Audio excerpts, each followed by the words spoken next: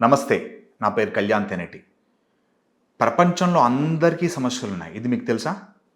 ప్రతి ఒక్కళ్ళకి అంటే సీఎం నుంచి, పీఎం నుంచి, లారీ డ్రైవర్ నుంచి, బస్ డ్రైవర్ నుంచి, బెంజ్ కార్ ఎక్కి తిరిగే పర్సన్ నుంచి, చదువుకునే వాడి నుంచి, ఉద్యోగం చేసే వాళ్ళకి, బిజినెస్ చేసే వాళ్ళకి, హౌస్ వైఫ్‌కి, పిల్లలకి అందరికీ సమస్యలున్నాయి. సమస్య లేనిదే అది మనకి అర్థం కాదు. అదేంటి ప్రతి ఒక్కళ్ళకి సమస్యలున్నాయి. కొంతమంది ఏమనుకుంటారంటే నాకే సమస్యలున్నాయి. చూడు వాడెంత హ్యాపీగా ఉన్నాడో. వీళ్ళందరూ నా ఆపోజిట్ వాళ్ళు చాలా హ్యాపీగా ఉన్నారు. మా రిలేటివ్స్‌లో వాళ్ళు చాలా రిచ్ ఉన్నారు. వాళ్ళు చాలా హ్యాపీగా ఉన్నారు అనుకుంటుంటాం.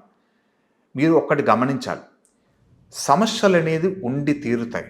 సమస్య లేకుండా ఏ ప్రాణి బతకలేడు. సమస్య ఎందుకు ఇస్తున్నానంటే దాన్ని అధిగమించి, దాన్ని దాటి నెక్స్ట్ స్టేజ్‌కి వెళ్ళడానికే సమస్యలుంటాయి. ఇది మీరు గమనించి అండర్‌లైన్ చేసుకొని ఈ వీడియో పూర్తిగా చూడండి.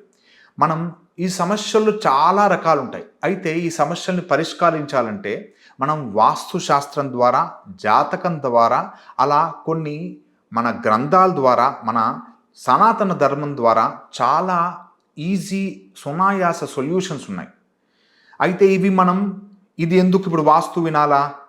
ఇంకో పర్సన్ వచ్చాడు వాస్తు చెప్తున్నాడు. ఈ వాస్తు నేను నమ్మాలా? అనే భ్రమలో ఉంటే, అలా డౌట్‌ఫుల్‌గా ఉంటే ఇలాంటివి ఎస్పెషల్లీ స్పిరిచువల్ పాత్‌లో కానీ, భక్తిలో కానీ, పూజలో కానీ, తలిస్మాన్ కానీ, మంత్రం కానీ, తంత్రం కానీ, యంత్రం కానీ దీనికి మొదటి పెట్టుబడి మనీ కాదు, నమ్మకం. మీ నమ్మకమే దీనికి అత్యున్నత స్థానం ఇస్తుంది. అయితే మనకి బేసికల్‌గా డౌట్ వస్తుంటుంది. ఇది వినాలా వద్దా అని. ఇది మన శాస్త్రం. మనం వేరే దేశాల్లో ఉన్న కొన్ని శాస్త్రాలు తీసుకొచ్చి ఇక్కడ ఇంప్లిమెంట్ చేస్తున్నాం కదా! అలాగే మన శాస్త్రం కూడా ఇంప్లిమెంట్ చేస్తే కదా తెలిసేది దాని పవర్ ఏంటో. ఇది సనాతనం ఎప్పుడూ ఉండేది. సో, ఈ వాస్తు శాస్త్రం గురించి చెప్పాలంటే ఈస్ట్, వెస్ట్, నార్త్, సౌత్ అని చెప్పేస్తే ఇప్పుడు కాలం జనరేషన్ వాళ్ళు కొంచెం డౌట్‌ఫుల్ ఉంటారు. మళ్ళీ ఈస్ట్, వెస్ట్, నార్త్, సౌత్ చూసుకోవాలి. చిన్న తేడా ఉంటే భయమేస్తుంది. ఇల్లు షిఫ్ట్ అవ్వాలి అని. కానీ దీనికి మూల కారణం అంటే ఫౌండేషన్ కొంచెం తెలిస్తే మీకు కాన్ఫిడెన్స్ వస్తే అప్పుడు మీరు నెక్స్ట్ కొనే ప్రాపర్టీ కానీ, ఇప్పుడు ప్రెజెంట్‌గా ఉండే ప్రాపర్టీలో కానీ చిన్న చిన్న చేంజెస్ చేసే అవకాశాలున్నాయి. కొన్ని ఈస్ట్, వెస్ట్, నార్త్, సౌత్‌లో దిక్కులు కోణాలు దిక్కులు అయితే మనం ఏం చేయలేం కానీ అది 30 డిగ్రీస్ అటు ఇటు ఉంటే మేనేజ్ చేయొచ్చు. అలాగా మార్పులు, చేర్పులు చేసే కొన్ని పాయింట్స్ నేను చెప్పేవి మీ జీవితంలో అనుభవించి నేను చిన్న వాస్తులో చిన్న పాయింట్స్ నేను ఏంటి చెప్తానో అది మీరు నోట్ డౌన్ చేసుకుని అది మీరు ఇంట్లో చిన్న మార్పులు చేసుకుంటే మీ జీవితం చాలా మెరుగ్గా ఉంటుంది. ఇది మీరు గమనించి మీరు శ్రద్ధగా వీడియోని మొత్తం చూడండి.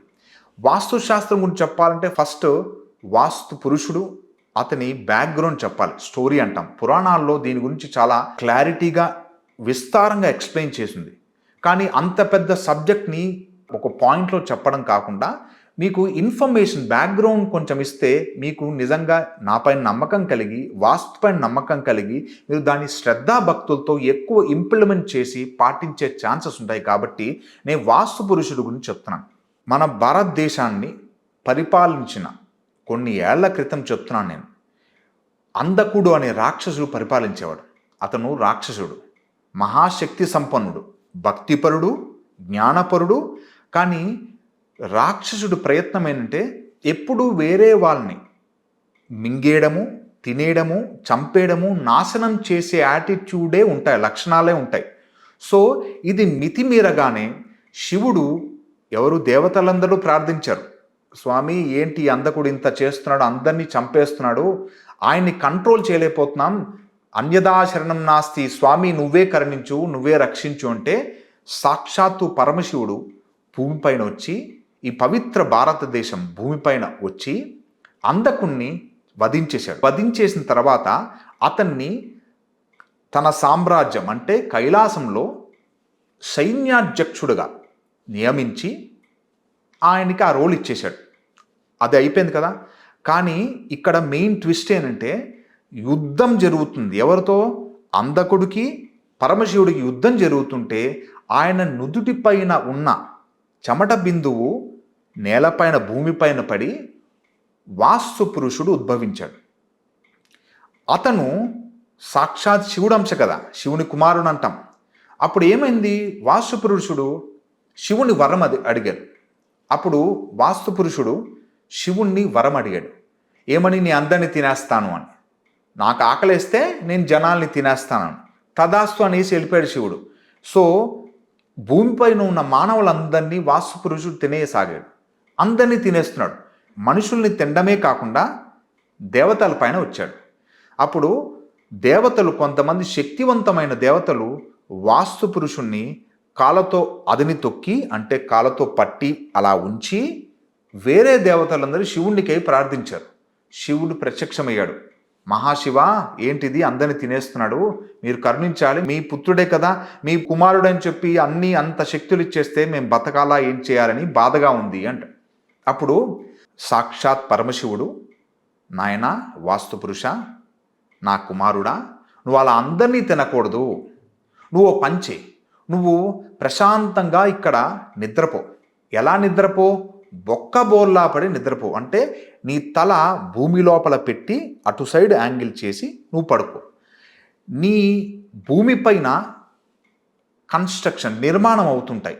దేవతలు కావచ్చు, మనుషులు కావచ్చు, ఎవరైనా ఆ నిర్మాణం చేసినప్పుడు, అది అపార్ట్మెంట్ కావచ్చు, ఇల్లు కావచ్చు, గుడిసె కావచ్చు, ఏదైనా కావచ్చు, ఆ భూమి అకార్డింగ్ టు వాస్తు ఉంటేనే నువ్వు ఉంటే వాళ్ళని ఏం చేయకూడదు, లేకపోతే వాళ్ళని భక్షించు అని శివుడు వరం ఇచ్చేశాడు. దీనికి వాస్తు పురుషుడు హ్యాపీ అయిపోయాడు, అలా పడుకున్నాడు. దేవతలు కూడా హ్యాపీ అయిపోయారు, వాళ్ళ వాళ్ళ విధులకు వెళ్ళిపోయారు. అయితే అంటే ఇప్పుడు వాస్తు కట్టుకోపోతే రాక్షసుడు వచ్చి మమ్మల్ని తినేస్తాడా అంటే, ఇప్పుడు ఇది కలియుగం, ఇప్పుడు రాక్షసుడు వచ్చి వాస్తు సరిగ్గా లేకపోతే మమ్మల్ని తినేస్తా అనే వితండవాదం ఉంటుంది. దాన్ని చాలా స్ట్రాంగ్గా ఖండించే వాళ్ళు ఉంటారు. అది ఎలా, నేను నమ్మను, నాకు చూపించండి రాక్షసులు అనే వాళ్ళు ఉంటారు. అయితే నేను చెప్పేది ఏంటంటే, ఇది కలియుగం, అది ద్వాపర యుగం, చాలా ఏళ్ల క్రితం, 3 యుగాలు అయిపోయిన తర్వాత, అది పాత యుగం, అది చాలా ఏళ్ల క్రితం జరిగింది. అప్పుడు రాక్షసులు కనిపించేవారు, ఇప్పుడు రాక్షసులు కనిపించరు. అది మానవ రూపంలో పంచేంద్రియ నిగ్రహాల్ని ఛేదించే క్రమంలో వాళ్ళు ఉద్భవించి ఉన్నారు, మనలోనే ఉన్నారు. కామము, క్రోధము, లోభము, మోహము, మదము, మాశ్చర్యం రూపంలో కలిసి ఉన్నారు. వాళ్ళు మన్నే తినేస్తుంటారు. అందుకే ఎవరైనా హాని చేస్తున్నారంటే వేరే వాళ్ళకంటే మనం ఎక్కువ హాని చేసుకుంటామని గమనించాలి. మన కోపం మనకు శత్రువు, మీకు వినే ఉంటారు. కోపం వస్తే ఏమవుతుంది, కోపం చూపించాలి కదా, అది మనలో ఉండే కోపం మన్నే దహించేస్తుంటుంది. ఇది దాని రూపాల్లో అది బలపరుస్తుంటుంది, అది చాలా స్ట్రాంగ్గా తయారైపోతుంటుంది. అందుకే వాస్తుని నిర్మించేటప్పుడు ఇది ఇలా నీట్గా పద్ధతిగా వాస్తు ప్రకారం కట్టుకుంటే వాస్తు పురుషుడు ఇబ్బంది పెట్టడు. ఇంకొకటి నేను నా వాస్తు క్లయింట్స్కి వచ్చినప్పుడు చెప్తుంటాను, ఏమని చెప్తుంటాను, వాస్తు అనేది బ్యాడ్ వాస్తు, సరిగ్గా కట్టని వాస్తు అనేది ఒక మహారాక్షసుడు ఒళ్ళో మీరు కూర్చున్నట్టు అని ఊహించుకోండి. అంటే మంచి వాస్తు ఉంటే మీ ఇంట్లో తేజస్సు బాగుంటుంది, అబెండెన్స్ ఉంటుంది. అంటే పైసలు ఎక్కువ పైసలు తక్కువ కాదు, అబెండెన్స్ అంటే ఎక్కడా లేమితనం లేకుండా ఉండడం. అంటే నాకు ఏదైనా కావాలంటే అది దొరకడం. నాకు బైక్ పంచర్ అయింది, నేను ఎవరినో లిఫ్ట్ అడిగితే వెంటనే లిఫ్ట్ ఇచ్చే వాళ్ళు ఉండాలి. ఎవరైనా బాబాయ్కి ఫోన్ చేసినా, మావయ్యకి ఫోన్ చేసినా, అత్తకి ఫోన్ చేసినా వాళ్ళు ప్రేమపూర్వకంగా మాట్లాడుతూ ఉండాలి. ఇది ఆ ఇంట్లో ఉన్నప్పుడు ఆ ఇంట్లో ప్రతి ఒక్కరికి అప్లై అవుతుంటుంది. అందుకే ఈ వాస్తు ప్రభావం బాహ్య రూపంలో కాకుండా, అంటే పాతకాలంలో రాక్షసుల రూపంలో బయటకు కనిపించకుండా మన ఇంద్రియాలని కంట్రోల్ చేసే పవర్లో అవి నిమగ్నమై ఉంటాయి, అవి దాక్కుని ఉంటాయి. మనం రాంగ్ వాస్తు ఉంటే అది ప్రభావం ఎంత చూపిస్తుందంటే, మంచి మాటలు విననీయదు, కోపం వస్తే నా ఇష్టం అనేది చేస్తుంది, అహం భావన, అహం అనేది పెరిగిపోయి నాట్యం చేస్తుంటుంది. అందుకే ఈ వాస్తు ప్రకారం ఇల్లు కట్టుకుంటే చాలా మంచి జరుగుతుందనే ఒక ఆలోచన వచ్చిందనుకోండి మీరు, ఇప్పుడు నాకున్న సమస్యల్లో వాస్తుతో వచ్చే సమస్యలు ఏమున్నాయి అది మీరు ఫిల్టర్ చేశారనుకోండి, సైడ్కి పెట్టేశారనుకోండి, మిగతా సమస్యలు వేరే ద్వారా మీరు తగ్గించవచ్చు కదా. దీన్ని డయాగ్నోసిస్ అంటాం కదా. డయాగ్నోసిస్ అంటే ఏంటి, మీకు ఏమైనా సమస్య వస్తే వెంటనే సొల్యూషన్ ఇచ్చేది దానికి. దానికి ఎందుకు అలా వచ్చింది, దేనివల్ల వచ్చిందని ఫస్ట్ డయాగ్నైజ్ చేసిన తర్వాతే కరెక్ట్ సొల్యూషన్ ఇవ్వాలి. అందుకే వాస్తు కానీ ఎస్ట్రాలజీ కానీ దీనికి సపోర్ట్ చేసేవి తప్ప గుడ్డిగా నమ్మేసి వాస్తు వల్ల భయపడకూడదు. చాలామంది ఎవరైనా వాస్తు చూపించుకుంటే నేను ఎక్కడికో వెళ్ళానండి, వాళ్ళు రాంగ్ ఉండి నాశనం అయిపోతారు అని నెగిటివ్ కమెంట్ చేస్తుంటారు.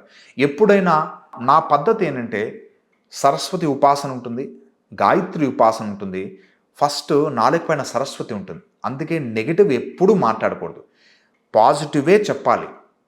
భయం ఉంటే దాన్ని అధిగమించే శక్తిని ఇవ్వాలి. వాళ్ళు నిరుత్సాహంగా ఉంటే వాళ్ళకి కొండంత ధైర్యం ఇవ్వాలి. మనం ఉన్నది వాళ్ళకి ధైర్యం చెప్పడానికి.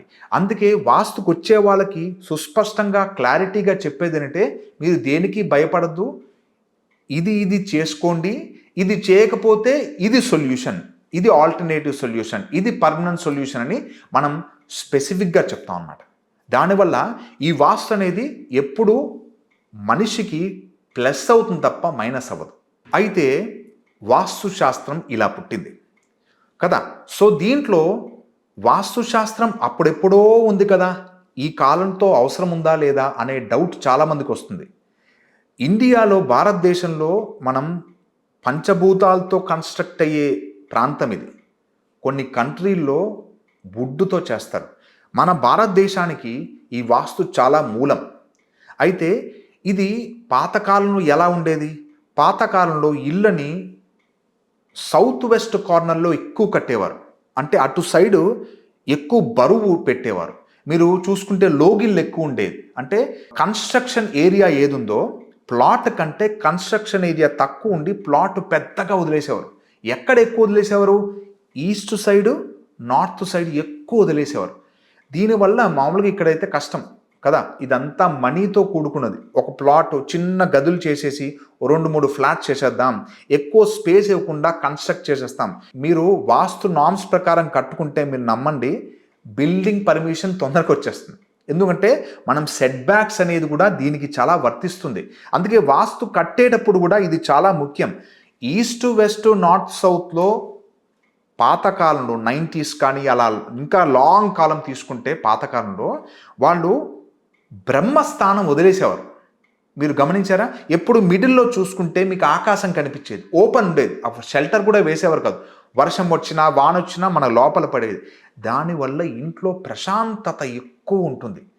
చిన్న ఇన్కమ్ ఉన్నా పెద్ద ఇన్కమ్ ఉన్నా వాళ్ళు పంట పండించుకున్నారు, వాళ్ళే తినేవారు. ఎక్కువ కాంప్లికేషన్స్, సమస్యలు ఉండేవి కాదు. అది ఉన్నా సరే దాన్ని ఎదిరించే శక్తి వాళ్ళకు వచ్చేసేది. అందుకే అందరూ ఆనందంగా, హ్యాపీగా, మర్యాదగా, గౌరవంగా పెద్దవాళ్ళ మాట వినే క్రమంలో ఉండేది. అందుకే ఇల్లు కన్స్ట్రక్ట్ చేసేటప్పుడు మెయిన్ మాస్టర్ బెడ్రూమ్ ఒక సైజులో ఉండాలి, దాని తర్వాత బెడ్రూమ్ ఇంకో సైజులో ఉండాలి, దాని ఇంకో చిన్న బెడ్రూమ్ ఇంకో సైజులో ఉండాలి. అది కండిషన్. అది అప్పుడే హైరార్కీ ఉంటుంది. అంటే అమ్మ మాట, నాన్న మాట పిల్లలు వినాలి, విని తీరుతారు. దానికి అంత పవర్ ఉంటుంది. మీరు నమ్మితే, దీన్ని ఆస్వాదిస్తే తప్ప దీని వాల్యూ మీకు తెలియదు. వాస్తు మన జీవితంలో ఎంతవరకు ప్రభావం చూపిస్తుంది? వాస్తు పైనే టోటల్ లైఫ్ డిపెండ్ అవ్వదు, కానీ ఇది కొంత మేరకు మనకి ఒక సపోర్ట్ ద్వారా నించుంటుంది. కొంతమందికి సమస్యలు ఉంటాయి కదా, ఎందువల్ల వస్తుందో అర్థం కాదు పాపం. వాళ్ళు చాలా కష్టపడుతుంటారు, వాళ్ళు అన్ని ప్రయత్నాలు చేస్తుంటారు. ఈ ప్రయత్నం చేసినప్పుడల్లా నా ప్రయత్నం మానవ ప్రయత్నం చేస్తున్నాను, లేజీగా కూర్చోట్లేదు స్వామి, నేను నా పనులన్నీ చేస్తున్నాను, అయినా నాకు కుదరట్లేదు అంటే మేమేం చేస్తాం, జాతకం చూస్తాను నేను, తర్వాత వాస్తు చెక్ చేస్తాను. వాస్తులో దోషాలుంటే ఇవి దోషాలు ఉన్నాయి, ఈ ఇల్లు మంచిది కాదు. ఎందుకంటే బ్యాడ్ వాస్తు అనేది మిమ్మల్ని వదలదు, గుర్తుపెట్టుకోండి. మీరు ఏం చేసినా దాన్ని బయటికి రానియదు. నేను ఒకవేళ మీరు బ్యాడ్ వాస్తులో ప్రజెంట్గా ఉన్నారనుకోండి, ఇది మీరు టెస్ట్ చేసుకోండి. మీరు ఒకవేళ బ్యాడ్ వాస్తులో ఉన్నారనుకోండి, ఇంటి యజమానులు ఈ వీడియో వింటే ఈ వీడియోని ఇగ్నోర్ చేసేస్తారు బ్యాడ్ వాస్తు ఉంటే. మీరు ఒకవేళ మీ జాతక ప్రభావం బాగుంది కానీ బ్యాడ్ వాస్తులో ఉన్నారు, ఇలాంటి వీడియోస్ కానీ వాస్తు రిలేటెడ్ మంచి పాయింట్స్ కానీ మంచి టాపిక్స్ కానీ దానికి సంబంధించిన శకునాలు కానీ మంచి శకునాలు కానీ మీ జర్నీలో మీకు కనిపిస్తుంటాయి, ఎవరో మాట్లాడుతుంటారు అంటే అర్థమైనట్టు ఇదే రైట్ టైం. మీరు వాస్తు చూపించుకోండి, మంచి వాస్తుకు మారే ప్రయత్నం చేయండి. మీరు నేను మంచి వాస్తుకి మారాలి అనే ప్రయత్నం సంకల్పం పెట్టుకుంటే మీకు ఇబ్బందులు ఏంటేంటి ఉన్నాయో అన్నీ ఆటోమేటిక్గా తొలగి మీరు దానికి మనీ సమకూర్చగలుగుతారు. మీరు బెటర్ వాస్తు వెళ్ళే అవకాశం ఉంటుంది. ఇది మీరు అప్పులు చేసేసి వెళ్ళిపోండి, మీరు ఎవరో చెప్పారు కదా డైరెక్ట్గా జంప్ చేసి చేయకుండా దీన్ని కొంచెం ఆలోచించి మీరు స్టెప్ వేస్తే మీరు చాలా అద్భుతాలు చూస్తారు. ఇది చాలా చిన్న చిన్న పాయింట్స్. మీరు ఇంట్లో ఉండే ఎక్కడెక్కడ ఉండాలి, ఎలా కన్స్ట్రక్ట్ చేయాలి, నా వాస్తు నా ప్లాట్లో ఏమైనా దోషాలు ఉన్నాయా, ఎవరు నాకు అమ్మారు, వాళ్ళు ఏమైనా దోషాలు ఉన్న ప్లాట్ నాకు అంటగట్టారా, ఇది ఏమైనా వీధి పోటుందా, ఇది మల్టిపుల్ పర్సన్స్ ఏమైనా కొనేశారా, అలాగా చాలా పాయింట్ని మనం చెక్ చేసుకున్న తర్వాత కానీ మనం దాన్ని కంక్లూడ్ చేయకూడదు. మనం వెంటనే కొనేయకూడదు కదా, వెంటనే స్టెప్ వేయకూడదు. ఇది ఆలోచించి వాస్తు ప్రభావం నిజంగా చాలా బాగుంటుంది. ఇది మన ధర్మం, ఇది మన శాస్త్రం. దీన్ని కొంత మేరకు ఫాలో అవుతుంటే, మీరు దీన్ని పాటిస్తుంటే, తల ఎటు పెట్టుకోవాలి, కాళ్ళు ఎటు పెట్టి పడుకోవాలి, దేవుడు మందిరం ఎలా ఉండాలి, మన ద్వారం ఎక్కడ ఉండాలి, మనం పూజా మందిరం ఎక్కడ పెట్టుకోవాలి, చిన్న చిన్న పాయింట్స్ మీరు అడాప్ట్ చేసుకుంటే మీకు వాస్తు వల్ల చాలా ఉపయోగాలు కంపల్సరీ తప్పనిసరిగా ఉంటాయి. నమస్తే.